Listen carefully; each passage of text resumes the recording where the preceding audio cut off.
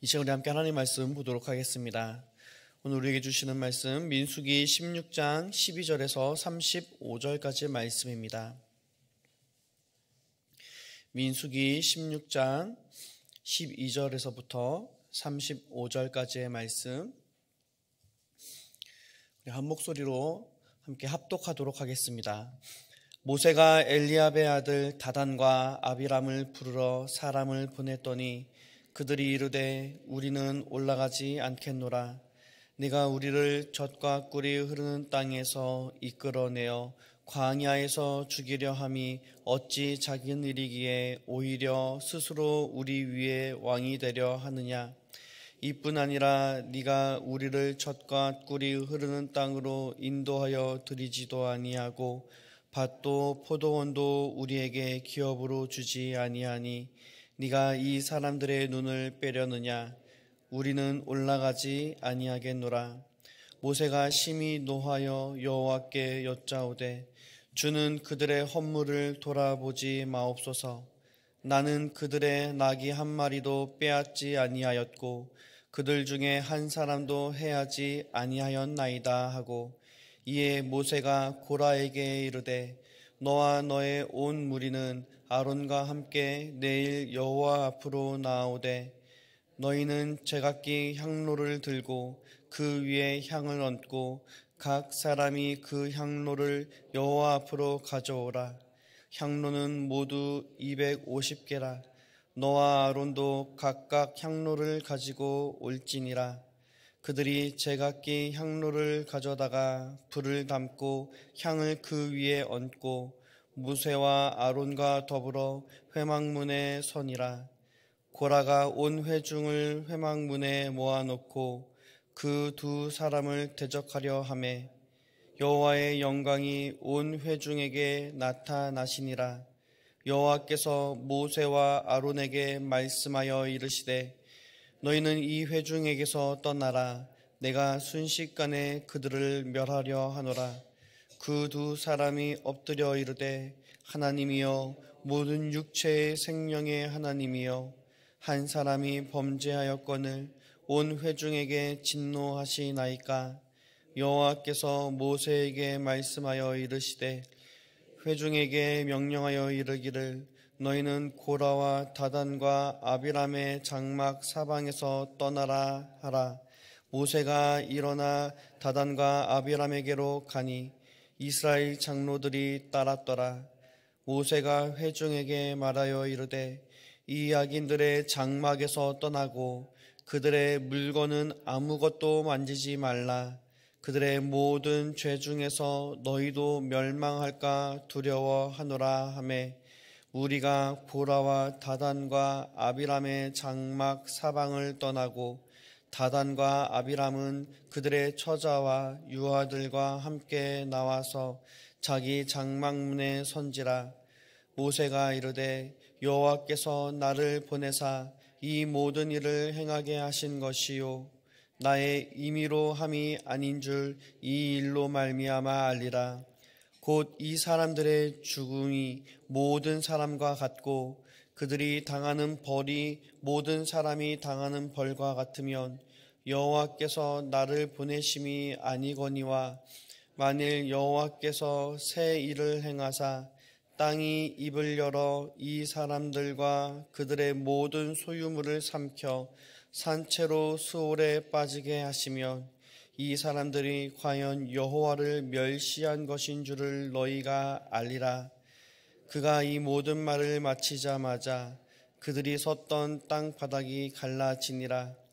땅이 그 입을 열어 그들과 그들의 집과 고라에게 속한 모든 사람과 그들의 재물을 삼키매 그들과 그의 모든 재물이 산채로 수올에 빠지며 땅이 그 위에 덮이니 그들이 회중 가운데서 망하니라. 그 주위에 있는 온 이스라엘이 그들의 부르짖음을 듣고 도망하며 이르되 땅이 우리도 삼킬까 두렵다 하였고, 여호와께로부터 불이 나와서 분향하는 250명을 불살랐더라. 아멘. 민수기 16장 12절부터 35절까지 말씀을 함께 보았습니다.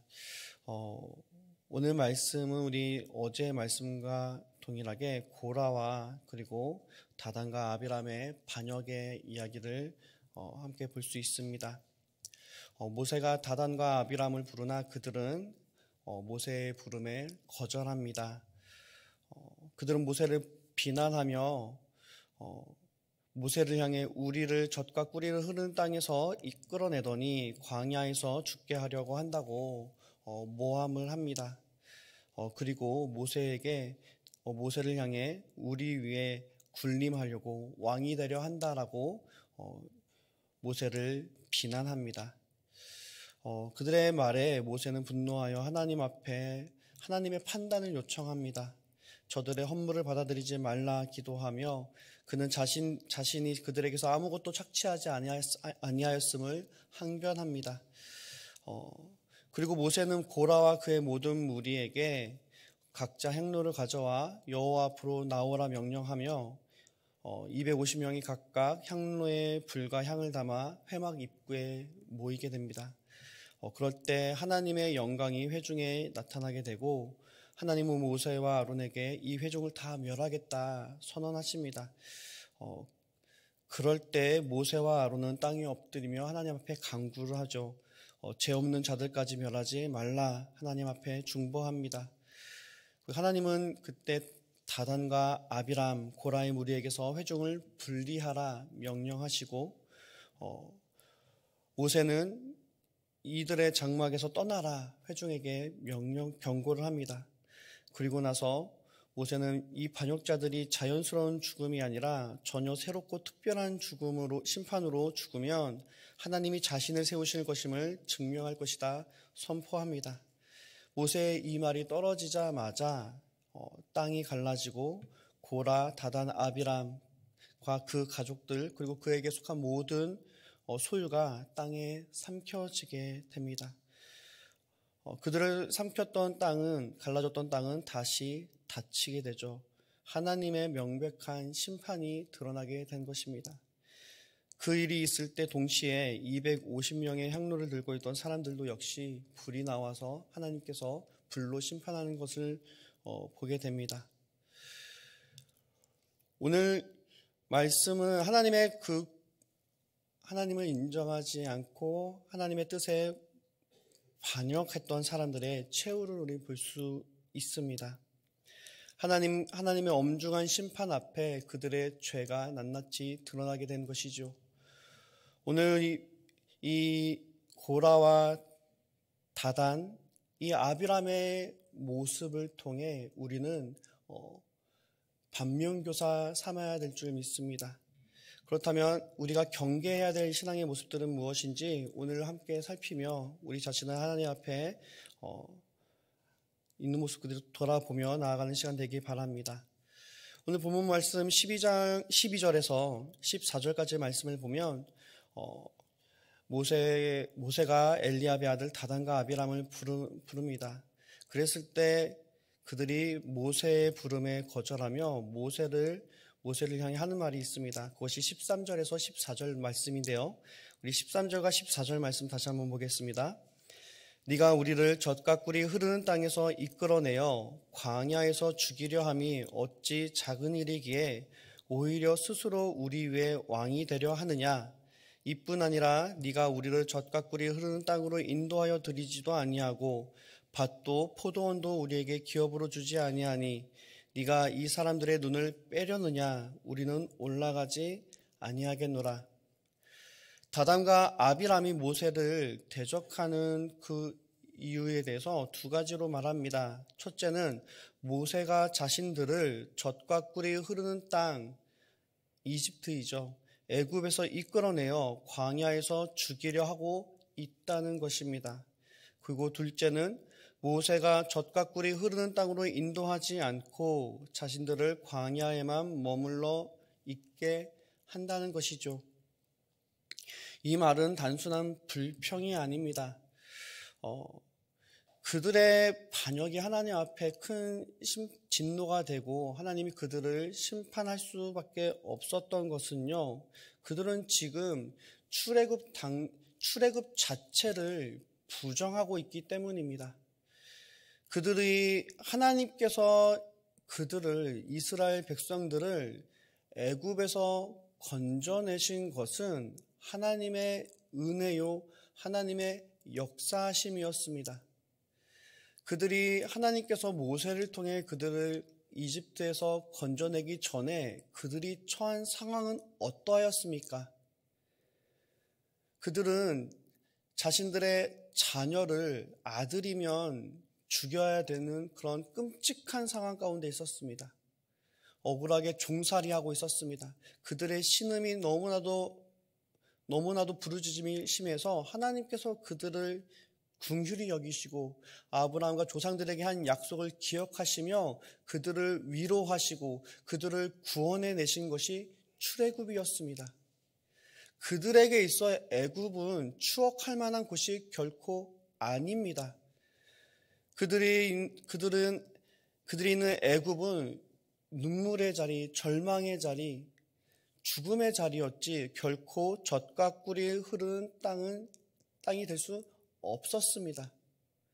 그럼에도 불구하고 그들은 그 애굽의 시절을 젖과 꿀이 흐르는 땅이었다라고 추억하고 있습니다. 그 이유는 무엇입니까? 모세를 대적하고자 자신의 그 과거 애굽을 추억하고 있는 것입니다. 이 말은 단지 모세 한 사람을 향한 불평을 쏟아내는 것이 아니라 자신들을 긍휼히 여기신, 그리고 자신들을 돌보시고 구원해 내신 하나님의 은혜와 하나님의 역사하심을 부정하는 것이었습니다. 우리의 신앙생활 속에서도 우리의 작은 불평과 불만, 그것은 우리가 경계해야 될 모습인 줄 믿습니다. 우리가 우리 삶의 자리 가운데 고난이 있고 어려움 속에 있더라도 우리가 항상 경계해야 될 것은 하나님이 우리 가운데 베푸신 그 은혜를 부정해서는 안 됩니다. 하나님은 우리를 사랑하십니다. 하나님은 우리를 선하게 인도하시는 선하신 하나님이십니다. 우리의 신앙생활 속에서 우리의 뜻과 우리의 기대대로 이루어지지 않더라도 하나님이 우리와 함께 하시는가 의심이 되고, 하나님이 나와 함께 하시는데 왜 내게 이런 어려움이 닥치는가, 그런 생각이 들 수도 있습니다. 그럴 때 우리가 우리의 마음을, 우리의 신앙을 지킬 수 있는 방법은 무엇입니까? 하나님이 우리 가운데 베푸신 은혜를 우리는 기억해야 되는 것입니다. 성경은 말합니다. 하나님이 우리를 사랑하실 때 자기 아들을 죽기까지 우리를 사랑하셨다 말씀하고 계십니다. 우리가 죄인 되었을 때에 우리가 하나님을 거역하고 하나님을 모르고 우리의 힘으로는 하나님 앞에 나아갈 수조차 없는 철저히 죄인 되었을 때에 하나님은 예수 그리스도의 십자가를 통하여 우리를 향한 하나님의 사랑을 확증해 보여주셨습니다. 우리의 삶의 자리 가운데 우리가 기억해야 될 것, 우리가 잊지 말아야 할 것은 바로 이 십자가의 사랑입니다. 우리가 십자가를 바라보며 나아갈 때 우리를 향한 하나님의 그 사랑을 우리가 기억할 수 있습니다. 우리가 십자가를 바라보며 나아갈 때 우리를 향한 하나님의 선하신 뜻을 우리는 신뢰할 수 있고 믿을 수 있는 것입니다. 하나님의 그 은혜를 붙들고 나아갈 때 모든 고난과 삶의 어려움 가운데 이겨낼 수 있고 견딜 수 있는 힘이 있는 것입니다. 다단과 아비람, 이 사람들은 그 은혜를 망각하였고 또 의도적으로 왜곡하고 있는 것입니다. 또한 그들의 말 속에는 자신의 책임, 자신의 잘못을 망각하고 있는 모습을 또한 보게 됩니다. 이들이 광야에서 머물고 있는 이유는 무엇입니까? 민수기 13장에 보면 그들은 가나안 입구까지 갔습니다. 하나님께서 그들을 이끌어 가셨고 가나안 땅 코앞에 있었습니다. 그런데 그들이 가나안 땅에 들어가지 못하고 지금 계속해서 광야를 헤매고 있는 이유는 무엇입니까? 모세가 그들을 그렇게 이끌었기 때문입니까? 모세의 잘못입니까? 민수기 13장에 보면 정탐꾼들의 얘기를 듣습니다. 정탐꾼들이 그 땅을 가나안 땅을 두루두루 살피고 돌아왔을 때 이스라엘 사람들에게 보고합니다. 그 땅은 정말 젖과 꿀이 흐르는 땅이다. 그런데 그 중에 10명의 정탐꾼이 하는 말이 무엇입니까? 그 땅의 거민이 너무 강하다. 우리는 그들과 싸우면 진다. 우리는 그들의 눈을 그들과 비교했을 때 우리는 메뚜기와 같다라고 불평하기 시작합니다. 그랬을 때 이스라엘 백성들은 우리가 가나안 땅에 들어가지 못한다고, 우리는 가나안 땅에 들어가면 죽는다고, 망한다고 하나님을 향해 불평하고 모세를 향해 원망하기 시작합니다. 그랬을 때 하나님은 그들을 진노하시며 그들의 걸음을 광야로 다시 한번 이끌어 가시는 걸 우리는 기억할 수 있습니다. 민수기 13장에서 정탐 사건으로 인해서 하나님이 이 세대 전체를 광야에서 죽게 하시기로 선언하신 사실을 이들도 알고 있었을 것입니다. 하지만 그들은 고의로 그 사실을 망각하고 가나안 땅에 들어가지 못하는 현실을 모세의 리더십 실패로 탓하고 있는 것입니다. 즉 자신의 책임, 하나님을 신뢰하지 못하고 하나님의 명령에 순종하지 못했던 자신들의 책임은 잊어버리고 지워버리고 하나님 앞에 회개하기보다는 지도자를 탓하며 자신의 책임들을 전가하고 있는 것입니다. 오늘 현대 교회 안에서도 이러한 모습들을 볼 수 있습니다. 어떤 문제가 생겼을 때에 자신의 믿음이 부족했고 순종이 부족했던 모습들은 돌아보지 않고 목회자나 리더들을 탓하는 경향이 있습니다. 예를 들어 교회가 부흥하지 못하는 건 목회자가 무능해서이다. 또 내가 시험에 드는 것은, 내가 신앙에 성장하지 못하는 것은 이 교회의 분위기가 나쁘기 때문이다 라는 생각들인 것이죠. 진정한 신앙인은 문제 앞에서 먼저 자신을 돌아보고 회개하는 사람입니다. 진정한 신앙의 성장은 십자가 앞에 나 자신을 숨기지 않고 꾸미지 않고 있는 모습 그대로 나아갈 때 비로소 우리 안에 참된 변화와 성장과 회복이 있을 수 있습니다. 지금 고라와 이 모세에게 반역하는 사람들은 자신들의 책임을 하나님 앞에 회개하지 않고 모세와 아론을 탓하고 있는 모습들을 보게 됩니다. 또한 이들의 말에는 좀 어떤 모습이 있습니까? 하나님의 계획에 대한 신뢰하지 못하고 있는 모습을 보게 됩니다. 이들은 하나님의 약속, 하나님께서 그들에게 가나안 땅으로 들여보내겠다라고 했던 그 말씀을 신뢰하지 못하고 있습니다. 대신 지금 이 광야에서 이렇게 고생하는 것이 하나님의 섭리, 하나님의 뜻이 아니라 모세와 아론이 무능해서 그렇다라고 오판하고 있습니다. 하나님의 크신 계획 속에서 자신들을 인도하고 계시는 그 하나님의 섭리를 인정하지 아니하고 지금 다른 사람 탓하고 있는 것입니다. 그리고 결정적으로 그들은 자신의 욕망에 사로잡혀 있는 채로 지금 반역을 일으키고 있는 것이죠. 어제 담임 목사님께서 말씀하신 것과 같이 고라와 다단과 아비람 이들이 반역을 일으킨 것은 제사장직과 그리고 정치적 권력을 탐내고 있는 것입니다. 이들은 하나님의 뜻이 무엇인지 물어야 할 자리에서 자신의 욕망을 하나님의 뜻처럼 포장하고 있습니다. 결국 그들의 반역은요, 하나님의 뜻을 무시하고 하나님의 주권을 인정하지 않고 자기 왕국을 세우려고 하는 시도였던 것입니다. 그들이 가나안 땅에 들어가지 못한 것과 또 하나님 앞에 큰 심판을 받은 이유는 한 가지였습니다. 바로 하나님의 주권을 인정하지 않고 자기의 뜻을, 자기의 왕국을 세우려던 시도였던 것입니다. 하나님께서 가나안 땅으로 그들을 들여보내지 않았던 이유는 무엇입니까? 그들이 불평하고 원망하였을 때 하나님은 그들을 다 멸하려 하였지만 모세는 민수기 14장에 하나님 앞에 간절히 기도합니다. 그들을 용서하여 달라고, 하나님의 영광을 위해 용서하여 달라고. 그랬을 때 하나님은 그들을 용서하여 주셨습니다.